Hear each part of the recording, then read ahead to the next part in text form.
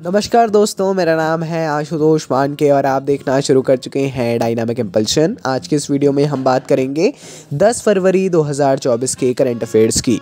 और अब जब आपने वीडियो के थंबनेल पर क्लिक करते हुए वीडियो देखने की शुरुआत कर ही दी है तो अंत तक ही जुड़े रहिएगा, क्योंकि आप सभी लोग जानते हैं कि ज्ञान को कभी भी अधूरा नहीं छोड़ना चाहिए। आज 10 तारीख हो गई है। इन 10 दिनों में आपने क्या कुछ किया ज़रूर एक बार देखिएगा और कैसे सुधारें ये भी सोचिएगा। पहली जानकारी, भारत का सर्वोच्च नागरिक पुरस्कार भारत रत्न जिसे कहा जाता है, इसे 3 प्रतिष्ठित व्यक्तियों को के अमिट योगदान का सम्मान करने के लिए निर्धारित है, जिनके प्रयासों ने देश के प्रक्षेप पथ को महत्वपूर्ण रूप से आकार दिया है।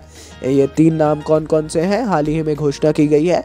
पूर्व प्रधानमंत्री PV नरसिम्हा राव, चौधरी चरण सिंह और प्रसिद्ध कृषि वैज्ञानिक MS स्वामीनाथन के साथ भारत की प्रगति के लिए उनके अद्वितीय समर्पण को स्वीकार करते हुए इस प्रतिष्ठित सम्मान के लिए सम्मानित प्राप्त करता है। ये वाकई में काफ़ी बड़ी बात है, काफ़ी इम्पोर्टेंट जानकारी है, ज़रूर इसके बारे में पढ़ना चाहिए। भारत रत्न के बारे में भी थोड़ी जानकारी ज़रूर लीजिए। आगे बढ़ते हैं। अगली जानकारी, परोपकारी रतन टाटा के साथ एक दूरदर्शी सहयोग में टाटा ट्रस्ट ने गर्व से महालक्ष्मी मुंबई में देश के अग्रणी लघु पशु अस्पताल के शुभारंभ की घोषणा की है। पशु अस्पताल है एक लघु, छोटे तौर पर 200 बिस्तरों से अधिक की क्षमता के साथ। देखिए, लघु है फिर भी 200 बिस्तरों की क्षमता है। अस्पताल पालतू जानवरों की भलाई की सुरक्षा के उद्देश्य से 24 घंटे सेवाएं देने का वादा करता है। काफ़ी अच्छी बात है। पशुओं के लिए काफ़ी चीज़ें आवश्यक हैं, होना चाहिए, और उसी तारतम्य में, उसी दिशा में टाटा ट्रस्ट का एक ये काफ़ी बढ़िया कार्य है ना। और ज़रूर इसके बारे में थोड़ी जानकारी लेना चाहिए ना, ज़्यादा नहीं भी लेंगे तो भी चलेगा। आगे बढ़ते हैं। भारत और रूस ने 2008 के अंतर सरकारी समझौते में संशोधन करने वाले एक प्रोटोकॉल पर हस्ताक्षर करके अपने दीर्घकालिक परमाणु सहयोग को मजबूत किया। हाल ही में देखिए कितनी सोचने वाली बात है। भारत और रूस ने 2008 के अंतर सरकारी समझौते में संशोधन करके एक प्रोटोकॉल पर हस्ताक्षर करके दीर्घकालिक परमाणु सहयोग को और मजबूत कर लिया है। वह समझौता कुड़नकुलम परमाणु ऊर्जा परियोजना स्थल पर अतिरिक्त परमाणु रिएक्टरों के निर्माण और भारत के नए स्थानों पर रूस द्वारा डिजाइन किए गए परमाणु ऊर्जा संयंत्रों के विकास पर केंद्रित है। 2008 से परमाणु सहयोग बना हुआ है और मजबूत हमने किया है। इससे आप समझ सकते हैं भारत और रूस संबंधों के बारे में। इंटरनेशनल अफेयर्स में ये इम्पोर्टेंट है। आगे बढ़ते हैं।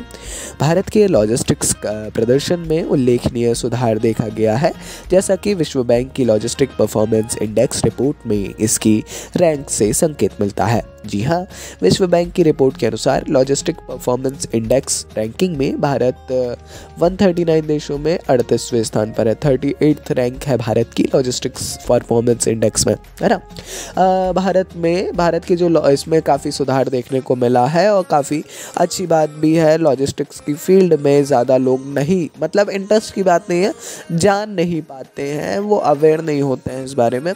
लेकिन जाहिर तौर पर इसके बारे में आप लोगों को तो पढ़ना ही चाहिए, देखना ही चाहिए, क्योंकि ये कुछ ऐसी चीज़ें होती हैं और वही कुछ चीज़ें जो हैं बहुत बेसिक से क्वेश्चंस आ जाते हैं और छूट जाते हैं। आगे बढ़ते हैं। सुपर 30 के संस्थापक प्रसिद्ध गणित शिक्षक आनंद कुमार ने मंगलवार 6 फरवरी, ये 6 फरवरी की न्यूज़ है, एक महत्वपूर्ण उपलब्धि हासिल की है, क्योंकि संयुक्त अरब अमीरात सरकार द्वारा प्रतिष्ठित गोल्डन वीज़ा प्रदान किया गया है। काफ़ी इम्पोर्टेंट जानकारी है। आनंद कुमार जी को गोल्डन वीज़ा मिल गया है। गोल्डन वीज़ा UAE के द्वारा दिया जाता है।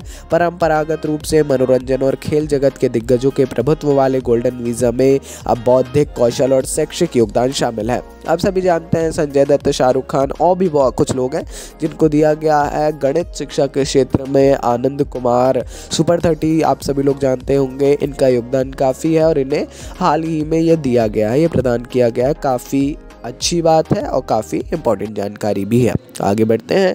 वरिष्ठ नागरिकों के जीवन में सुधार लाने और सहकारी समितियों में विश्वास बढ़ाने के उद्देश्य से एक महत्वपूर्ण कदम में महाराष्ट्र सरकार ने विभिन्न क्षेत्रों को कवर करने वाली कई पहलों की घोषणा की है ना। यहाँ पर कल्याणकारी योजनाओं से लेकर परियोजनाओं तक ये उपाय अपने नागरिकों की ज़रूरतों को पूरा करने और राज्य भर में विकास को बढ़ावा देने के लिए सरकार की प्रतिबद्धता को दर्शाते हैं। कई पहल हैं, आप इसकी लिस्ट देख सकते हैं। उतना मतलब ऐसा ये क्वेश्चन नहीं है कि बिल्कुल एग्जैक्ट, लेकिन हाँ इससे ये समझा जा सकता है कि कैसे इसको पढ़ना है। थोड़ा सा पढ़ लीजिएगा क्योंकि काफ़ी सारी घोषणाएं थी इनमें। ठीक है, काफ़ी अच्छी बात है आप लोग अभी तक जुड़े रहे।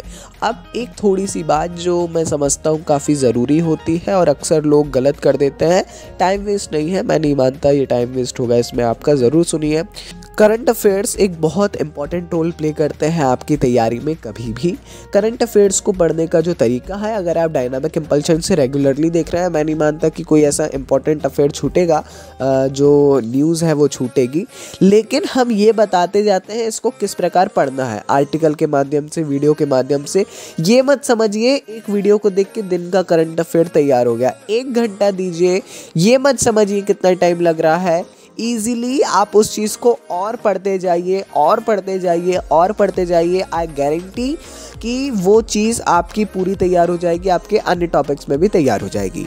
बाकी धन्यवाद, आप अंत तक जुड़े रहे। नमस्कार, डायनामिक इम्पल्शन।